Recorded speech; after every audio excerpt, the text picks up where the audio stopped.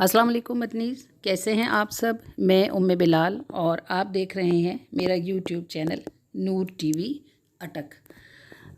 اللہ تعالی ہم سب کو اپنی حفظ و امان میں رکھے، اور اللہ تعالی وطن عزیز کو دست غیب سے امان عطا فرمائے۔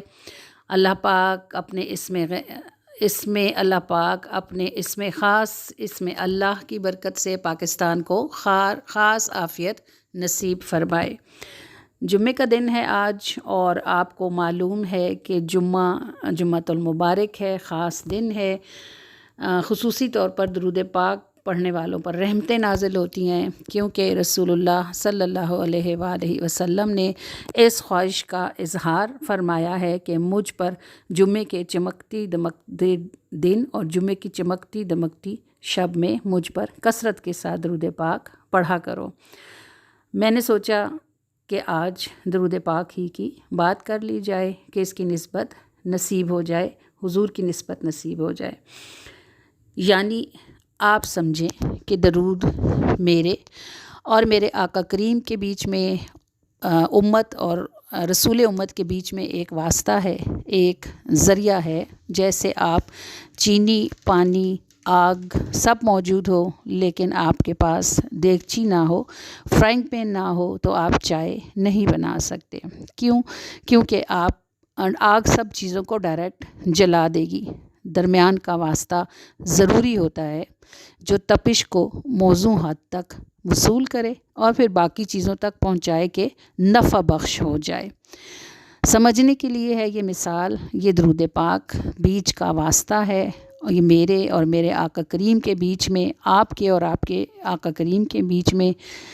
یہ درود پاک وہ رسی ہے جس کی برکت سے نیچوں کو اوپر جانے کی شان نصیب ہوتی ہے۔ درود کی برکت سے گندوں کو اچھا ہونے کی قدرت ہو جاتی ہے۔ یہ درود پاک جو پڑھنا شروع کرتا ہے، سچ بات یہ ہے کہ آپ منہ سے شہد کہیں اور آپ منہ میں شہد رکھیں، دونوں باتیں برابر نہیں ہیں۔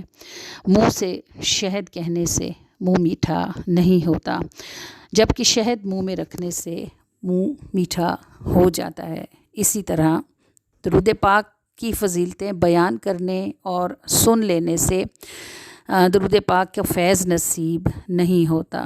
اگر میں صرف آپ کو بتاؤں اور درود پاک خود نہ پڑھوں تو مجھے کوئی فضیلت نصیب نہیں ہوگی۔ اگر آپ صرف سن لیں گے اور پڑھیں گے نہیں تو ظاہر ہے کہ آپ کو بھی کوئی شان نصیب نہیں ہونے والی۔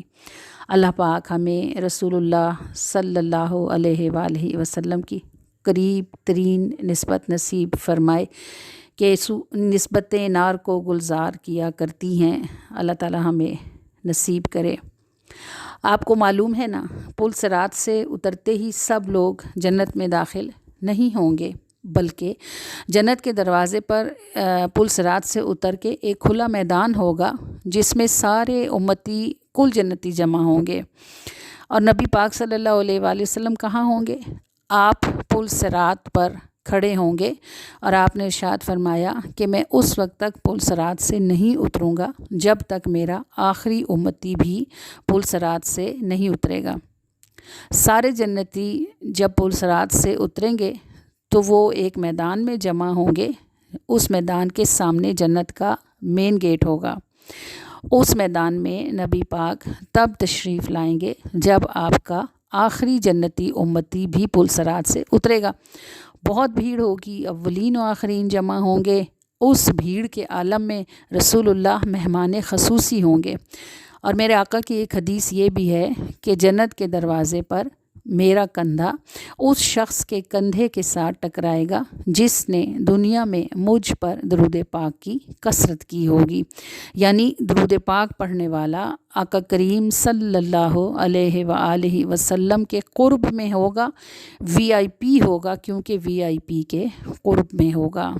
یہ درود پاک ایسا تعلق ہے، یہ درود پاک ایک ایسی زنجیر ہے جو اپنے پڑھنے والے کو 1500 سال کا رستہ طے کراتی ہے اور ایک پل میں رسول اللہ کی بارگاہ میں حاضر کر دیتی ہے۔ اور جب آپ دل سے درود پڑھتے ہیں، آنسو بتاتے ہیں کہ کوئی سنتا ہے۔ اور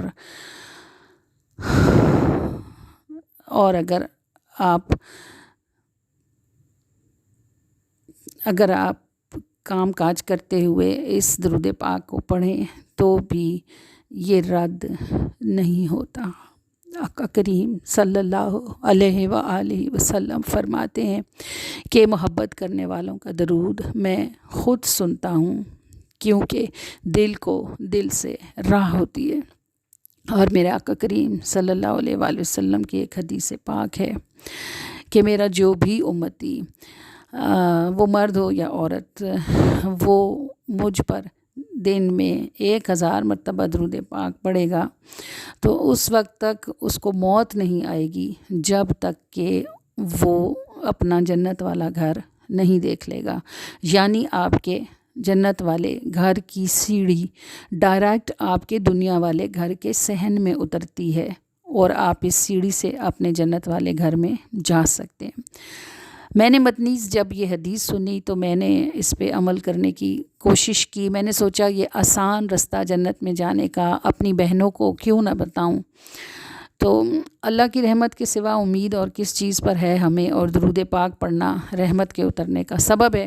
تو الحمدللہ پھر ہم نے درود پاک پڑھنا بھی شروع کیا اور پڑھوانا بھی شروع کیا۔ الحمدللہ چراغ سے چراغ جلے، روشنی ہوئی۔ بہت سے لوگ اب 1000 بار گن کے درود پاک پڑھتے ہیں، کیونکہ حدیث میں اس کی قید لگائی گئی ہے۔ تو میرے دل میں یہ خیال آتا تھا کہ 1000 مرتبہ کا ہندسہ کیوں لکھا گیا ہے؟ آقا کریم تو اتنے کریم و مہربان ہیں کہ ایک مرتبہ پڑھنے کے بعد بھی یہ فضیلت مل سکتی تھی، 1000 کی پابندی کیوں لگائی گئی؟ تو مجھے بہت عرصے درود پڑھنے کے بعد یہ بات سمجھ آئی کہ آقا کریم صلی اللہ علیہ وآلہ وسلم اپنی امت پر بڑے ہی کریم، مہربان اور شفیق ہیں، اور امت کے مزاج کو خوب ہی اچھی طرح سے جانتے ہیں۔ اور مدنی سمجھنے کے لیے ایک بات یہ سمجھیے کہ یہ جو ایکٹریسز کپڑے پہنتی ہیں اور یہ جو ایکٹرز ہیئر سٹائل بناتے ہیں، یہ اپنے گھروں میں بیٹھے ہوتے ہیں اور لوگ انہیں اسکرین پر دیکھتے ہیں۔ وہ کسی سے کہتے نہیں ہیں کہ ہمارے جیسے ہو جاؤ، مگر ان کو اتنا پروموٹ کیا جاتا ہے، ان کو اتنا دکھایا جاتا ہے، اتنی بار دکھایا جاتا ہے کہ لوگ سمجھنے لگتے ہیں کہ یہ صحیح ہے۔ یہ جو 1000 مرتبہ درود پاک پڑھنے والی بات ہے، اس کے پیچھے بھی بہت حکمتیں ہوں گی۔ ایک سامنے کی جو مجھے سمجھ آتی ہے وہ یہ ہے کہ جب ہم دنیا داری کی طرف، دنیا والے لوگوں کو دن میں 100 مرتبہ دیکھتے ہیں تو ہم ان سے متاثر ہو جاتے ہیں۔